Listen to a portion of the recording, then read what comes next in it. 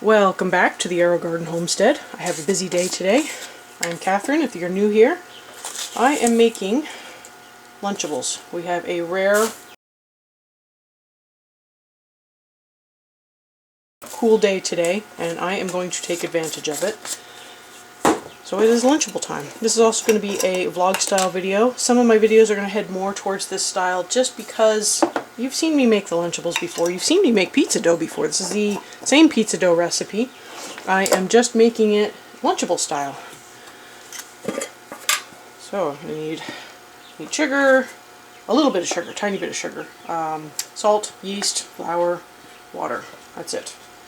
The sugar is not essential if you're making this as pizza dough, but you know what? If you're making Lunchables for kids and you want to cater to their palate a little bit more, the sugar doesn't hurt. And we're literally talking like a tablespoon or so. So there we go. That's it. Probably doesn't even affect it that much. Now the last time I made this, I put in a little too much water. I actually did the no knead method, and I quickly found out that is not a good idea. So this time, instead of putting in the 360 grams of water, I need 320 grams of water, and I will have to do the kneading. So let's get that going. 320. This is kind of lukewarm water from the tap. It's not that warm. It's not cold though. There we go. Okay, so I'm going to get this mixed up and then kneaded. Get my yeast back in the fridge. Get my least favorite thing to clean.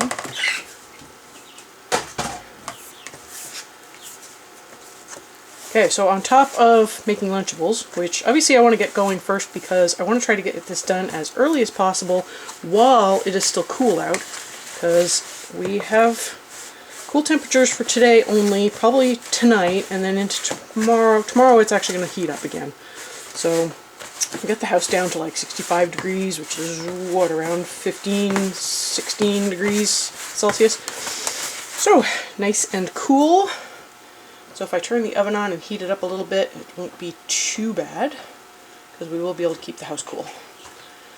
And this is just how we operate in the summer. We just try to not heat the house up too much because it just gets unbearable. Even with an AC running, I mean, you're wasting electricity if you're turning your oven on and heating up your house. So we try to keep it to a minimum. But I have Lunchables to make. I am going to get started on the summer garden, the summer indoor garden. I will take you along for that. And then I thought I had something else to do today. I will have to look at my list of things to do, but there's a few things. And I will take you on a garden tour at the end of this so you can see how things are doing in the garden. The chicks are still doing fine. They are currently in the house right now, still. But I think I did turn our heat lamp off and I haven't heard them complaining, so I'm hoping that they are kind of past the heat lamp stage. I will give them the benefit of the doubt. I might give it to them again tonight and turn it off again early tomorrow and see if they complain. But 65 degrees in the house and they're not complaining. I don't think our house is going to get that cold overnight, so they're probably okay. We are working on the coop right now. Turns out it would have been cheaper to just buy one, although it would have been a lot smaller. So it is what it is. So we have a roof on it, we have a floor, we have one completed wall. It's completed on the outside, but we're going to put some insulation in and put a wall up on the inside, so I do have to paint those inside walls. But we have another wall framed, so hopefully we can make a big push and get everything framed and covered with siding this weekend, and then get the insulation and internal walls up next weekend. Although if we need to put some time in and get the run going so we can actually get them outside. So I just need to knead this up until it's smooth. And try to not roost your chickens in the house. Oh my gosh, so much dust everywhere. It's just insane. I've got to wash everything before I can use the counters, and everything's covered in dust. I will be getting plants started today, but I'm going to start them downstairs where I've cleaned up a lot of the dust. And I'm hoping that if I can get them out soon, then I can move some of the plants upstairs to the Aerogardens that are up here, because I got the big farm units up here, and so it would be nice to start a couple of pepper plants just for inside, maybe some cherry tomatoes, just to have those, and cilantro, plus lettuce. Those are kind of my game plan for the plants that are going to be inside, because I have trouble with peppers outside. And if I start some more cherry tomatoes, I can get those pretty quickly. Everything else, lettuce doesn't grow well for me outside. I got a slug issue. Cilantro, it's kind of too hot now for cilantro, but it stays cool downstairs. So I'll have the cilantro and lettuce downstairs, and the tomatoes and peppers upstairs. So I think that'll be a good combination. Plus I can grow the peppers and the tomatoes in the farm, which will be pretty cool. And you should see the forest of basil I have. Oh my goodness. So much basil. So I have plans for the basil. Keep an eye out for a video. I will be making some pesto. I will be making a pasta salad with it. And if the pasta salad and pesto turn out well, I will be making more pesto that I can put in the freezer so I can take down the basil. Okay, well, this does not need a ton of kneading. Haha. I'm just going to smooth it up a little. There we go, nice and smooth.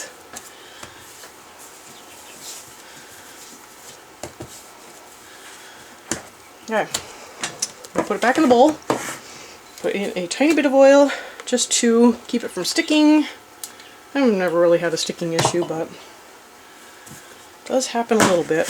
Okay, so we spin it around a little. I like to get it on the sides, bottom. There we go. Okay, so this will need to sit probably about an hour or until it doubles. But in the meantime, I need to clean up, figure out what the other thing was I was going to do. So I think it was more than just plants and a garden tour. So, cleanup time.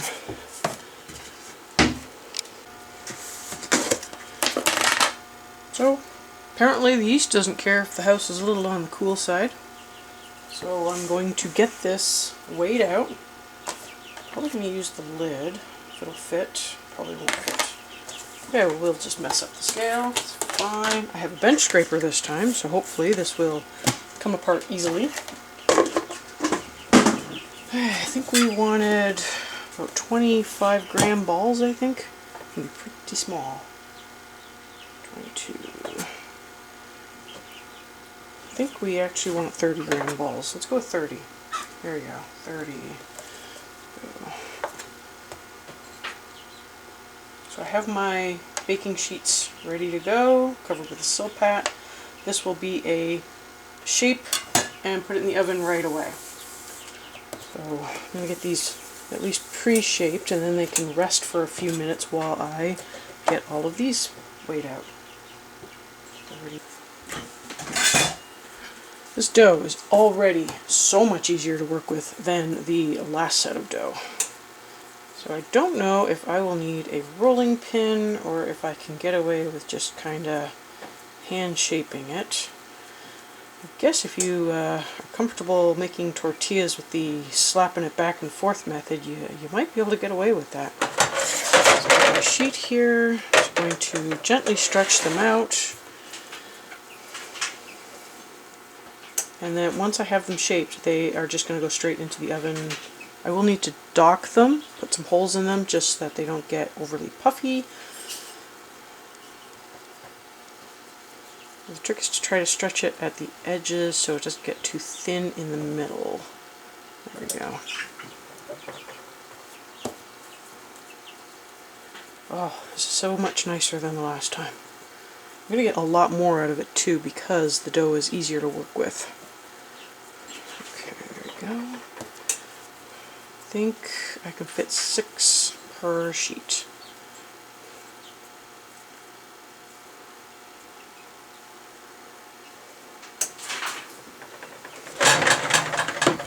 Okay, so these ones got a little bit thin.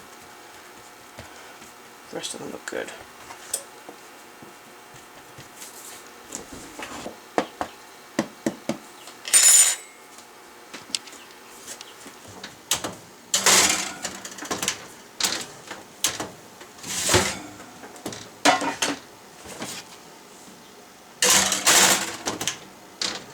Quick tip, the silpat is hot, so is the cookie sheet, but the silpat will cool off faster than the cookie sheet. So if I take it off, it's warm-ish. I've also found that if I mostly pull on the edges, I get a better round shape that isn't quite as thin in the middle. Now I can also feel the thicker spots, so I can kind of flatten those out a little bit more, but if I focus mostly on the edges, the center doesn't get quite as thin. And by cooling off my sheet, I can go through everything a little bit faster, so I'm not sitting here waiting for it to cool off. The cookie sheet will be cool by the time I'm ready to put the silpat back on and get everything back in the oven. So if you need to go through and cook up a ton of things or bake up a ton of things all at once and you've got a limited number of pans and silpats, this is the way to go. If you are using parchment, you just pull the parchment off and use a new sheet. That's an option. Or you can pull everything off the parchment, take the parchment off, and reuse that sheet if it's something that keeps the parchment relatively clean. It's probably not best to put wax paper in the oven. Seems to me a friend of mine told me a story of how she set off her smoke alarm. So yeah, your mileage may vary. So they shape up pretty quickly. I did not need a rolling pin. I actually did not need any extra flour. I did keep them covered with the bottom of the container just so that they wouldn't dry out too much. I could feel that they were starting to form a little bit of a skin, but it's not too bad. I've been able to go through them pretty quickly because they're only in the oven for 9 minutes. So I got 2 left, and that is it. So I got 4 sheets shaped up, 2 of which had 7, and 2 of which had 6. So 14 and 12 is what? 28? 26. Sorry, can't add. So I got 26 rounds this time. So that's a pretty decent number. That was a lot better than I got last time using the no-knead method, because I ended up having to, the dough was so sticky and it was so hard to work. And so I went with bigger balls of dough and bigger, everything was just, I just felt like I used a lot more dough to make less.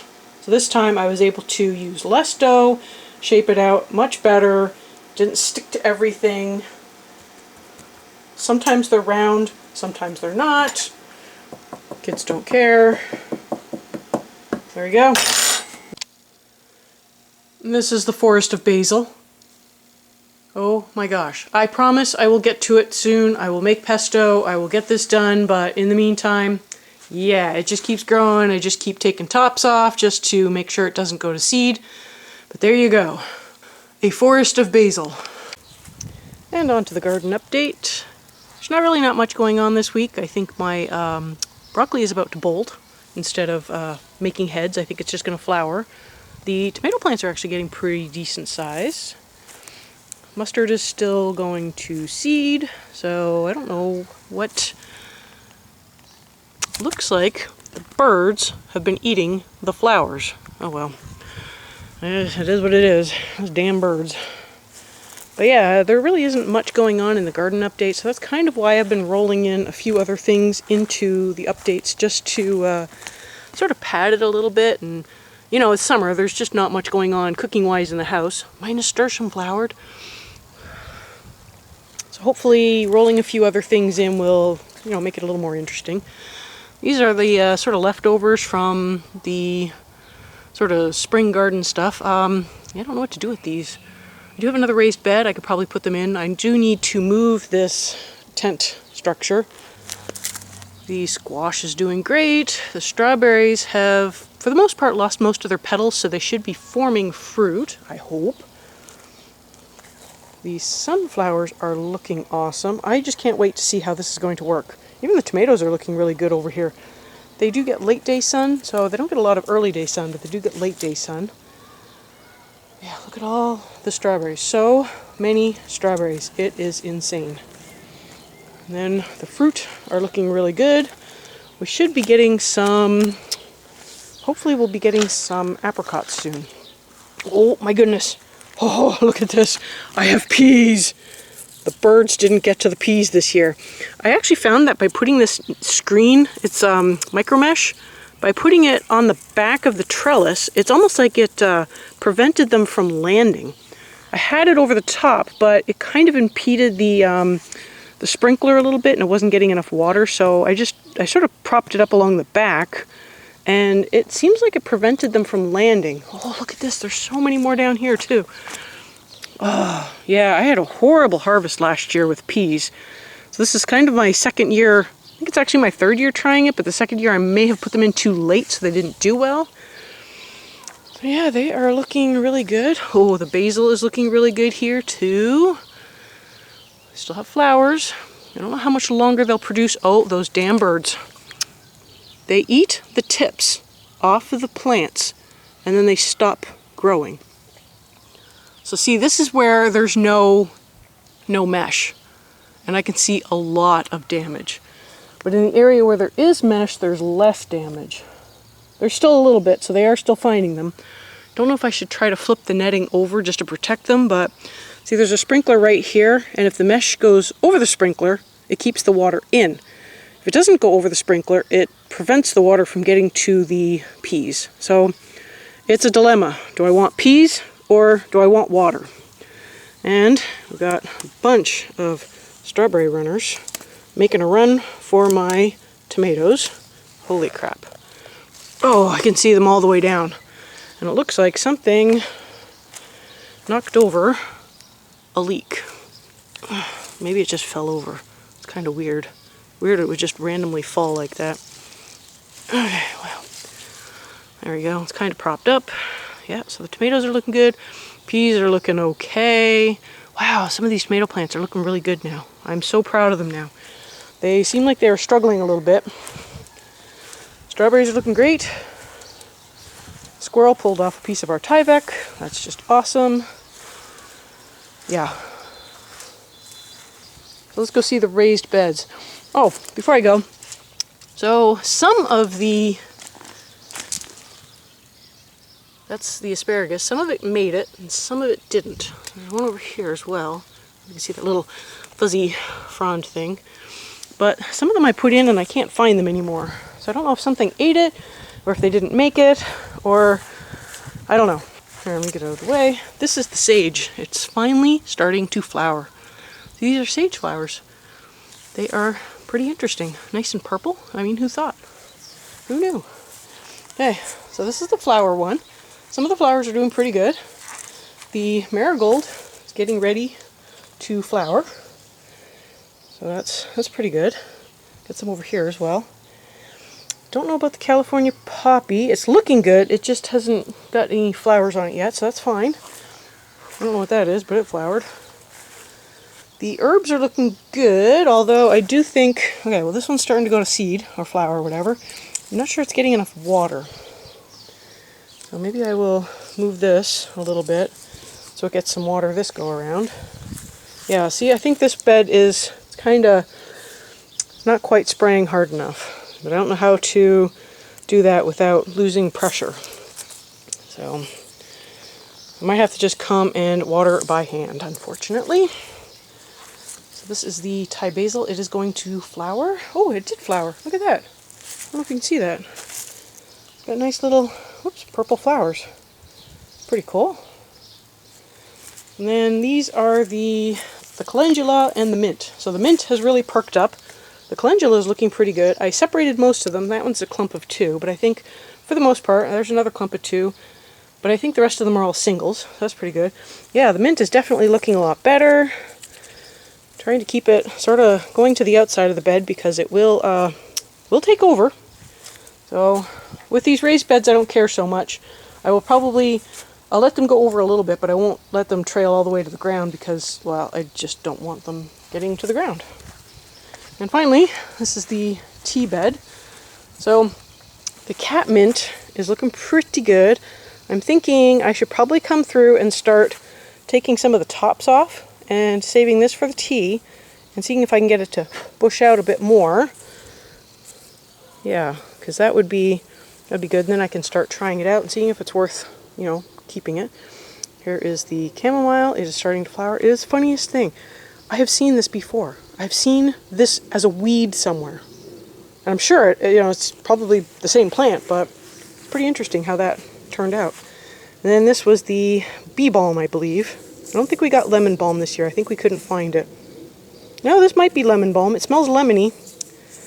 Anyways, that is the garden, and that was, you know, some stuff that I had to do in the kitchen. So I hope you found this useful. I hope you enjoyed coming along with me. Thank you for watching, and I will see you next time on the Aerogarden Homestead.